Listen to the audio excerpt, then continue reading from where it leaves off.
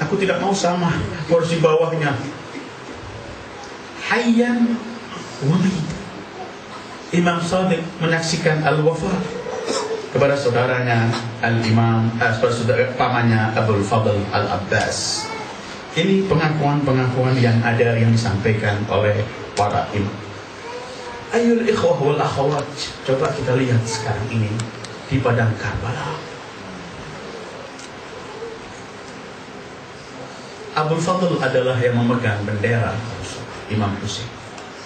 Biasanya yang memegang bendera dalam peperangan di zaman dulu itu adalah beliau menentukan semuanya dan harus tetap tegak. Abul Fadl ini mulai berangkat dari Madinah. Beliau yang meletakkan, yang mengatur semua para wanita, yang menaikkan ke unta, yang menyiapkan semua, dan anak-anak, semua itu Abul Fadl Abbas. Dan beliau di hari ketujuh Imam Husain memerintahkan beliau untuk mengambil air, dan beliau pergi mengambil air untuk mereka, wanita dan anak-anak. Di sore tanggal 9, sekonyong-konyong mereka mulai ingin melakukan serangan terhadap kelompok Abi Abdillah. Tanggal 9. Waktu itu Imam Husain dalam kemahnya sedang tertidur. Tiba-tiba Siti Zainab mendengarkan suara gemuruh dari para prajurit Umar bin Sa'ad. Ia cepat lari menghampiri Abi Abdillah dan membangunkan Abi Abdillah.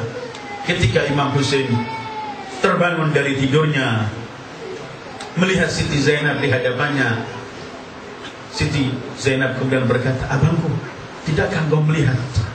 Ini suara bergemuruh seakan-akan mereka mau menyerang kita." Saat itu Imam Husain menyampaikan mimpinya jumpa Rasul dan semuanya, cuman kita nggak kesana. "Tidakkah engkau melihat, saudara?" Kemudian spontan Imam Husain memanggil Abul Fadl Abbas, ini panglimanya. Abul Fadl, lihatlah apa yang akan mereka lakukan terhadap kami. Abul Fadl mengambil kudanya dan pergi mereka dengan beberapa pasukan. 20 orang katanya saat itu. Ternyata mereka ingin menghabiskan Imam Husain di malam itu atas perintah Ibn Ziyad.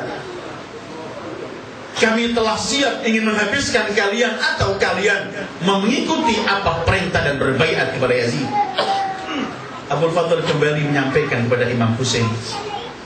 Imam Husain berkata kepada Abul Fadl Abbas, "Abul Fadl Abbas, pergilah pada mereka dan mintalah pada mereka bahwa kalau ingin menyerang kami, besoklah biar malam ini kami habiskan kita salat dan membaca Quran." Abul Fadl Abbas pergi ke sana. Di antara mereka ada yang terima dan tidak, tapi akhirnya ada yang teriak, "Terimalah." Akhirnya Umar bin Sa'ad mengiyakan, menunda sampai esok harinya. Dan di malam itu, di kemah Al-Imam Husain, di kemah wanita-wanita, di kemah para keluarga keponakan dan saudara-saudaranya, di kemah para sahabat beliau, terdengar suara bergemuruh, bertakbir, membaca Al-Quran, sholat dan sujud semalam suntuk. Bahkan di antara para sahabat Imam Husain sudah mulai banyak yang bergurau. Ketika ditegur, "Kenapa bergurau?" Mereka berkata, "Bagi kami tidak ada malam yang paling bahagia dalam kehidupan kami seperti malam ini. Karena antara kita dengan surga cuma besok matahari terbit, kita menghadapi mereka musuh-musuh Allah, dan kita akan gugur di jalan Allah, dan kami akan memperoleh surga."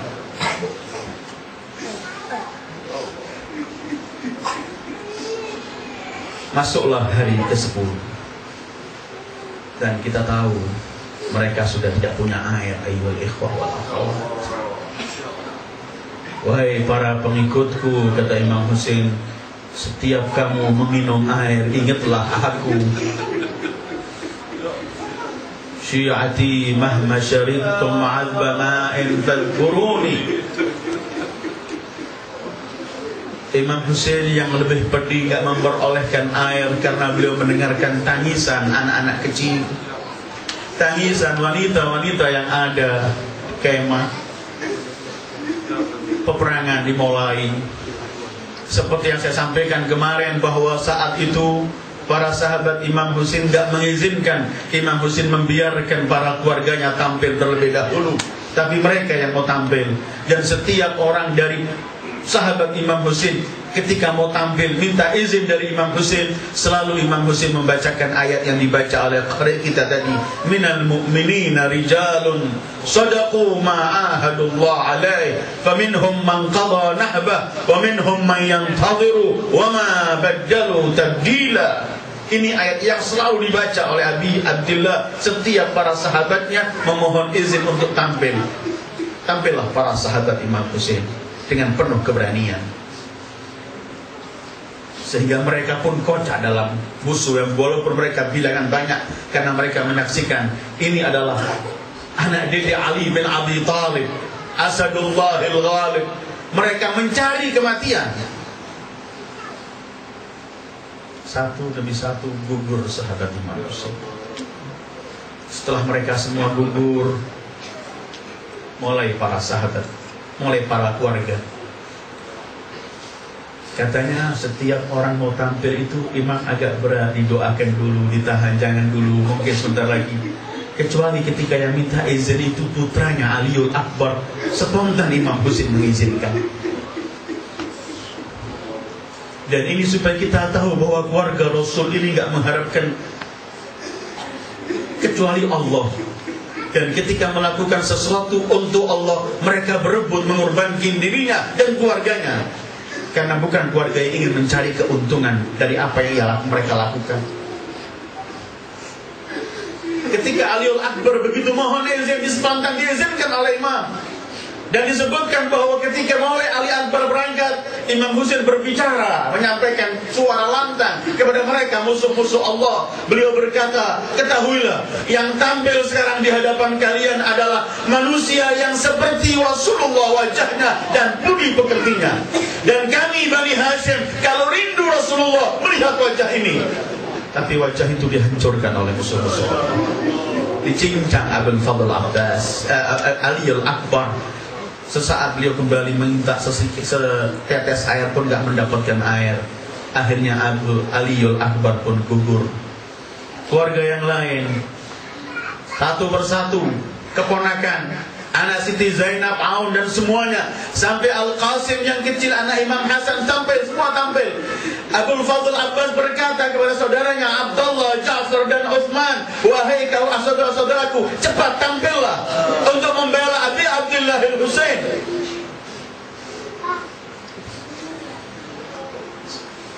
Padahal ibunya Abul Fadl Abbas ini kan Ummul Banin, masih ada hubungan dengan manusia terkutuk Shimir bin Jausan itu. Karena itu sebelum hari Asyura, hari hanya, hari persisnya, Shimir ini membawa surat minta dari Ibn Ziyad supaya anak dari saudara Ummul Banin yang masih famili dari dia diselamatkan. Kemudian ia teriak, hei anak dari Ummul Banin, dari saudara-saudari kami, keluarlah kalian. Abul Fadl gak menjawab, gak menyauti lagi panggilan Shimir manusia terkutuk itu. Tapi akhlak Ahlul Bait, Imam Husain masih berkata kepada Abul Fadl Abbas, ajibuhu walau kana fasiqa. Sahuti apa yang ia inginkan walau ia seorang fasik. Abul Fadl maju. Shimir berkata, kalian, aku telah mintakan keamanan untuk kalian. Jangan ikut memerang, yang ikut perang bersama Husain. Bergabunglah dengan kami dan kalian semua aman. Dan ini yang kuperoleh. Abul Fadl Abbas beliau berkata, la'anakallah wa la'ana amanak. Semoga Allah mengutuk engkau dan mengutuk keamanan yang kamu tawarkan. Apakah engkau berkata supaya aku dan saudara-saudaraku aman, sementara cucu Rasulullah dalam keadaan semacam ini? Pergilah engkau. Keluarga demi keluarga gugur. Wah, Abul Fadl selalu gak kuat izin, minta datang kepada abangnya, Imam Abu Abdillah, izinkan aku, sudah gak kuat. Dhaqa sadri, sempit dadaku melihat mereka ini. Imam berkata, jangan, anta hamil liwa, kamu yang memegang, membawa bendera. Dan wanita-wanita itu juga masih merasa aman karena masih ada Abul Fadl Abbas. Karena itu selalu dilarang oleh Imam Husain untuk tampil. Tapi ketika sudah begitu semua gugur, datang lagi minta izin Abul Fadl kepada Al-Imam Husain. Imam Husain, beliau berkata, engkau adalah hamilul liwa'i. Jangan. Tapi kalau kamu mau tampil, tolong ambilkan air untuk anak-anak Abul Fadl. Lihat wanita-wanita gak ada air, anak-anak kecil ini gak ada air semuanya. Kalau kamu mau tampil, mintakanlah air. Dan Abul Fadl sudah janji dengan Sukaina ingin mengambilkan air. Karena ada Sukaina Abdullah Radhi. Kan bukankah sejarah menulis bahwa Imam Husain membawa putranya yang umur 6 bulan. Setelah semua gugur anak ini, ketika Imam Husain ke kemah, anak ini menangis bergetar karena bibirnya kering, gak mendapatkan susu ibunya lagi, kering, gak ada air. Imam Husain membawa anak itu, kemudian di hadapan mereka beliau berkata, kalau kalian memerangi kami, para lelaki yang kuat, pemuda dan semuanya, apa salahnya anak kecil ini? Tolong berikan pada anak ini air. Sudah berhari-hari gak minum.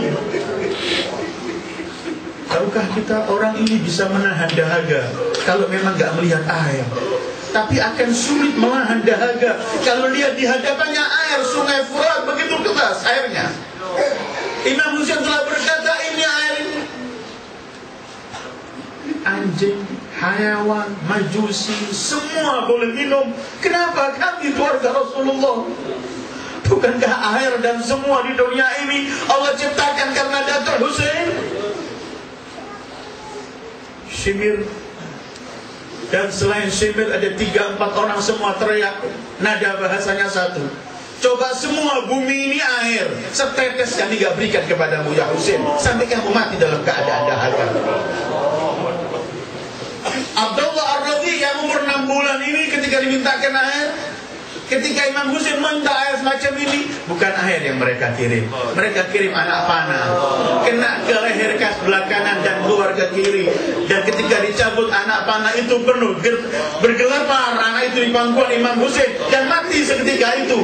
Ketika diambil panahnya, air darah begitu banyak segar. Imam Husain melemparkan darah ini ke atas sambil beliau berkata, hawana alayya annahu bi'ainillah. Semua ini murah bagiku selagi di jalan Allah dan atas penglihatan Allah. Ini kemudian kita selalu mengenang Abi Abdillah. Ini yang memperjuangkan agama Rasulullah sallallahu alaihi wasallam. Hawana alayya. Ini keluarga yang tidak pernah melihat dirinya ada di hadapan Allah. Semua dikorbankan. Kita masih bisa melihat ketika Sayyidah Zainab memeluk jasad abangnya Imam Husain yang telah dipisah kepala dengan jasadnya. Siti Zainab hanya ketika memeluk dengan baju penuh dengan darah, Siti Zainab hanya berkata sambil mengangkat tangannya, Allahumma taqabbal minna hadzal qurban. Ya Allah, terimalah dari kami pengorbanan ini. Adikku Abul Fadl, kata Imam Husain, pergilah ambilkan air untuk mereka.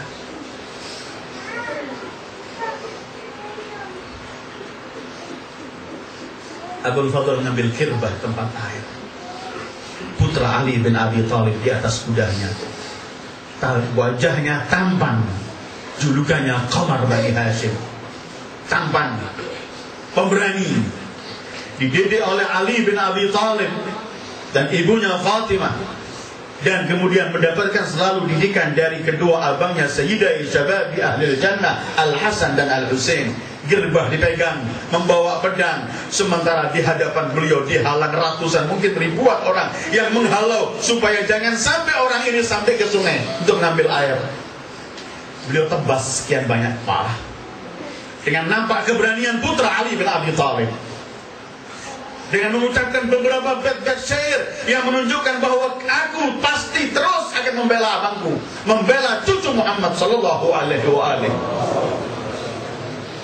Akhirnya beliau dengan ketegaran dan keberanian, beliau sampai persis ke sungai.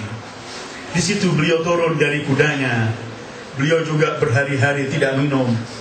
Saat itu beliau mengambil air, ingin minum, setengah dari tangannya. Begitu ingin sampai di mulutnya, dicampakkan air itu. Kemudian beliau berkata, celaka aku kalau aku minum, sementara Husain dan keluarganya dalam keadaan dahaga.